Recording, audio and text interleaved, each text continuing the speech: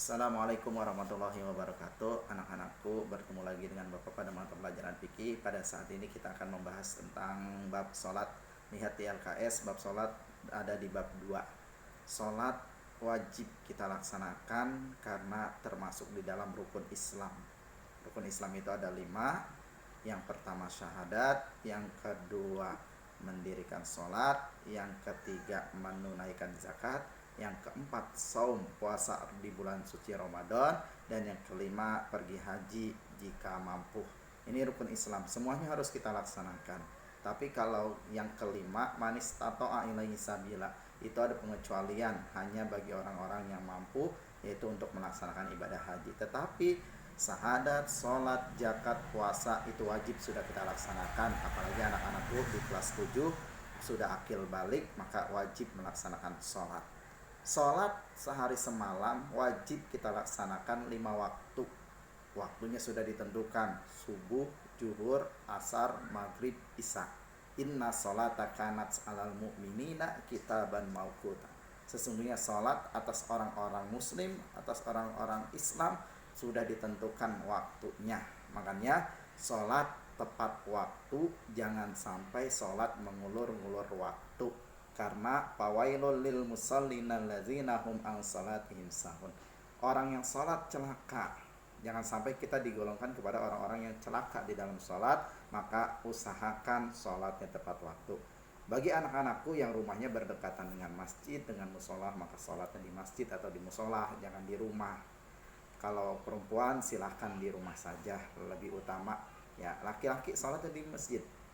Ya, sholat berjamaah. Sholatul jamaah tabdalu min sholati fajri bisab'in wa isrina darajat.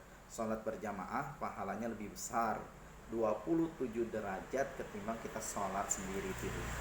Apalagi kalau ke masjid itu, ya langkah kaki kita setiap langkah dibalas dengan kebaikan-kebaikan, dihapuskan segala dosa. Belum lagi pahala itikaf di masjid, belum lagi pahala sholat sunnah nanti kalau di masjid, paling tidak kita melaksanakan sholat sunnah dan sebagainya. Oleh karena itu Bapak menganjurkan kepada anak-anakku, kalau sholat 5 waktu usahakan bisanya berjamaah di masjid. Apa itu sholat? Di dalam LKS silahkan kalian lihat bahwa pengertian sholat menurut istilah adalah ibadah yang dilakukan dengan gerak-gerakan disertai ucapan-ucapan tertentu berdasarkan syarat-syarat dan rukun-rukun tertentu. Diawali dengan takbiratul ihram dan diakhiri dengan salam. Inti dari pekerjaan sholat gerakan. Di dalam gerakan tersebut ada bacaan-bacaan. Bacaan tersebut mengandung doa. Nah, makanya sholat sama juga dengan doa. Dimulai dengan takbiratul ihram, diakhiri dengan salam. Itu pengertian sholat. Kemudian di LKS dan kalian lihat tentang syarat wajib sholat. Nanti kita bahas ada rukun sholat, ada syarat sah sholat, ada syarat wajib sholat. Ini pertama syarat wajib sholat. Yang pertama syarat wajib sholat itu beragama Islam. Hanya orang Islam yang diwajibkan untuk melaksanakan sholat. Sekali lagi, hanya orang Islam yang diwajibkan untuk melaksanakan sholat. Di luar agama Islam tidak diwajibkan untuk melaksanakan sholat. Kemudian suci dari haid dan nifas bagi kaum wanita. Haid, ya, itu darah kotoran yang keluar pada wanita yang sudah akil balik. Ya, bisa, ya nanti kita bahas tentang bab haid. Kemudian nifas. Nah, itu bagi wanita, suci dari haid dan nifas. Kemudian yang ketiga, syarat sholat itu berakal sehat. Orang yang diwajibkan untuk melaksanakan sholat, akalnya harus sehat. Kalau mohon maaf nih, kalau orang gila, orang stres dan sebagainya, itu tidak wajib untuk melaksanakan sholat. Jadi sholat itu hanya untuk orang-orang yang berakal sehat. Kemudian sudah balik, dewasa, akil balik.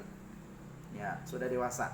Tanda-tanda balik nanti kita bahas di bab berikutnya. Ya paling tidak kalian kelas 7 itu sudah mulai dewasa. Makanya tetap wajib melaksanakan sholat, sudah diberikan kewajiban untuk melaksanakan sholat gitu. Kemudian setelah balik sudah sampai seruan untuk sholat atau dakwah. Yang selanjutnya terjaga atau tidak tidur. Jelas orang sholat pasti tidak tidur. Itu syarat wajib sholat. ada setelah syarat wajib syarat sah. Syarat sah ini yang menyebabkan sholat kita sah atau tidak. Sekali lagi, syarat sah ini yang menyebabkan sholat kita menjadi sah atau tidak. Kalau tertinggal dari syarat sah, maka sholatnya tidak sah. Apa syarat sah?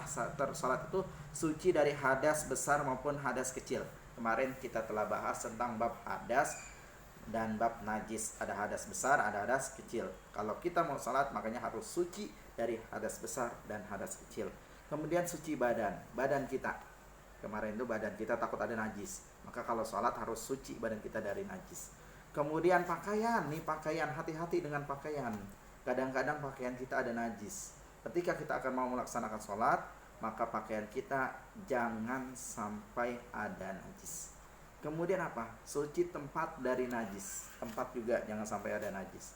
Ini syarat sah supaya sholat kita diterima oleh Allah Subhanahu wa taala. Kemudian yang selanjutnya syarat sah itu menutup aurat. Aurat laki-laki dari pusar sampai dengkul. Lagi, aurat laki-laki dari pusar sampai dengkul. Sebenarnya sah saja kita sholat. Pakai celana di atas pusar, kemudian pakai celana di bawah dengkul, atau pakai kaos singlet, sah-sah saja. Cuma adab kita yang tidak benar, karena kita menghadap Allah Subhanahu wa taala, maka diusahakan pakaian-pakaian yang bagus, pakaian yang benar, apalagi disunahkan memakai pakaian putih ketika kita mau melaksanakan sholat. Pokoknya tutup aurat dan adab pakaian yang baik dan benar. Sedangkan perempuan seluruh tubuh itu aurat perempuan, kecuali muka dan telapak tangan, itu baru tidak aurat. Makanya perempuan kalau sholat pakai mukena rapat semuanya. Nah, karena di luar sholat aja semuanya aurat. Kemudian menghadap kiblat yang selanjutnya. Jelas kalau sholat tidak menghadap kiblat, maka sholatnya tidak sah. Yang selanjutnya sudah masuk waktu sholat. Kalau belum masuk waktu sholat, kita sholat, maka sholatnya tidak sah. Maka harus masuk waktu sholat. Ini anak-anakku, sekedar pengetahuan yang pertama Bapak bahas tentang bab sholat. Jangan sampai kalian tinggalkan sholat, karena sholat itu awaluha yuhasabu abdun yaumal qiyamah as-sholat.